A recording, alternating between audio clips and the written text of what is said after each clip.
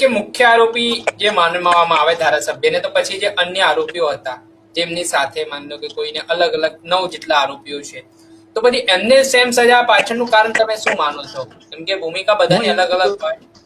હું એ જ કહું છું, ઘણા કેસમાં એવું બનતું હોય છે કે મુખ્ય આરોપી અલગ હોય છે, સહ આરોપી અલગ હોય છે, મતલબ કોઈના રોલ ઉપર એને સજા હોય છે.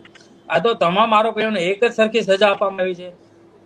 કહેવાનો મતલબ એમ છે કે ફાયરિંગ કોઈક અલગ વ્યક્તિ કર્યું છે, બેંકના ખાતામાંથી કોઈ અલગ વ્યક્તિ લેવા ગયું છે, કોઈ ધમકી કોઈ વ્યક્તિ અલગ આપી છે.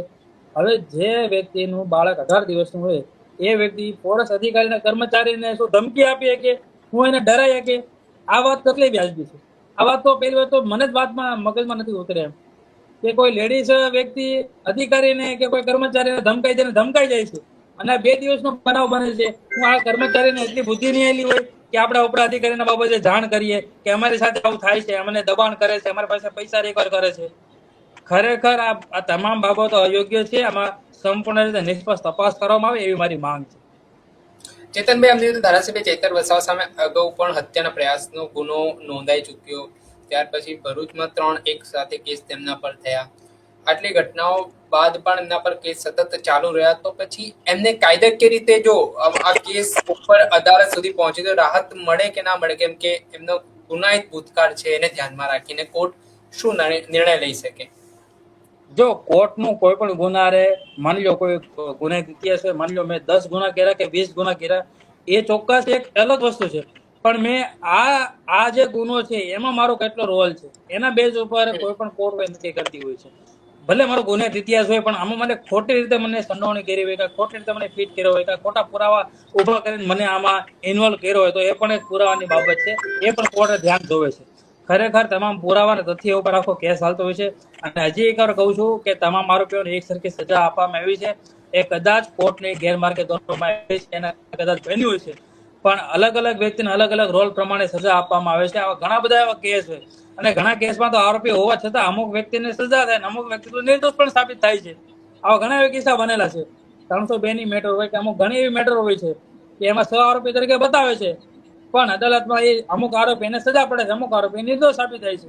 પણ ખરેખર આવા પુરાવાના તથ્યો ઉપર છે. તો ડેડિયાપાડાના ધારાસભ્ય ચૈતર વસાવા સામે 2023માં ગુનો નોંધાયો હતો વનકર્મીને મારવાનો, ને 2026માં આ સજા સંભળાવવામાં આવી છે નર્મદા સેશન કોર્ટે. કાયદાકીય રીતે આટલી ફાસ્ટ કેસ ચાલો ને આ ચુકાદાઓ પહેલા તો આપ કઈ રીતે જોવો છો? How to possible? જે ચોક્કસ રીતે જે ડેડિયાપાડાના પોલીસ સ્ટેશનમાં બનાવની ગુનાની તારીખ છે 30/10/2023 નો, જ્યાં બનાવ બન્યો હતો.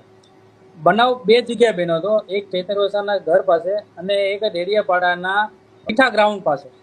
હવે ઘર પાસે એવો બનાવ બન્યો હતો કે 30 તારીખે વહેલી સવારે 4:30 વાગે કે જમીન સંપાદનનો કાયદો છે કે કોઈ પણ પાક પાકેલું હોય તેને નુકસાન પહોંચાડવું નહીં.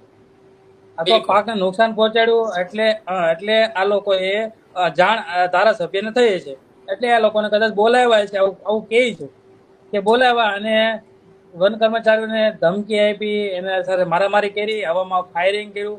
પણ ખરેખર સમગ્ર ઘટના જોતા ત્યાં કોઈ બંદૂકના કોઈ રિકવર કરવામાં આવ્યું નથી, કોઈ નિશાન છે, પછી એનો બંદૂક જે કવર હોય બેક કવર એનું પણ કોઈ રિકવર નથી. બધા કર્મચારીઓ પોતે ફરિયાદી છે, સાહેબ પણ પોતે સરકારી કર્મચારી છે, એટલે સમગ્ર ઘટના કહેવાય ને કે ઉપજાવી હોય તેવું મને ચોક્કસ લાગે છે. ખાસ કરીને કહેવાય તો કે કર્મચારીઓને કોઈ ધમકાવતું હોય અને બીજા દિવસે પાસે એને કોઈ ડેડિયાપાડાના પીઠા ગ્રાઉન્ડમાં બોલાવે, તો આવા વન કર્મચારીઓ કોઈ ઉપરા અધિકારીઓ કોઈ જાણ જ નથી કરતું, અને પૈસા કર્મચારી પાસે રિકવર કરાવી નાખે છે.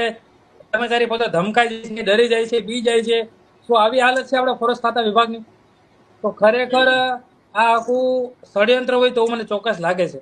અને વાત કરીએ કેસની, તો એટલો ઝડપી જે 1 વર્ષ 4 મહિના અને 12 દિવસમાં આખો કેસ પૂરો કરી નાખવામાં આવે છે. ખાલી મારી ધમકીનો આખો મેટર હતી. એમાં બધી કલમો દાખલ કરવામાં આવી. 10 વર્ષની જોગવાઈ છે તે બાબતની કલમ દાખલ કરી અને તમામ આરોપીઓને એક સરખી સજા આપવામાં આવી. તો બધા વ્યક્તિએ ફાયરિંગ કર્યું હતું, તો બધાના ખાતામાંથી પૈસા રિકવર થયા હતા. ગુનાના બેઝ ઉપર, ગુનાના રોલ ઉપર સજા થવી જોઈએ ને. અને ખાસ કરીને ચૈતર વસાવાના જે ધર્મપત્ની છે, એમને આજે 18 કે 19 દિવસનું બાળક છે. હવે એને સજા આપવામાં આવી છે. બહુ કઠિન પરિસ્થિતિ હોય છે. કારણ કે જેલમાં રહેવાનું, બાળકને સ્તનપાન કરાવવાનું, એના આરોગ્ય સાથે છેડખાના થાય છે. તો હવે જોવાની વાત એ છે કે હાઈકોર્ટમાં આ બાબતે કઈક બાબતના મુદ્દાઓ એના બેઝ ઉપર સ્ટે આપી શકાય છે. ખાસ કરીને હાઈકોર્ટમાં અપીલ કરવી અને સ્ટે મેળવવો. આ 6 મહિનાની મુદત હોય છે.